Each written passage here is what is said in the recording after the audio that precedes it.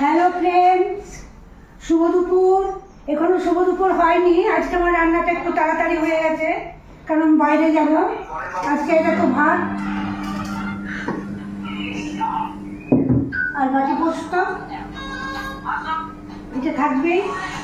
বাটি পোস্ত নাহলে পেঁয়াজের পোস্ত, নাহলে আলু পোস্ত থাকবে।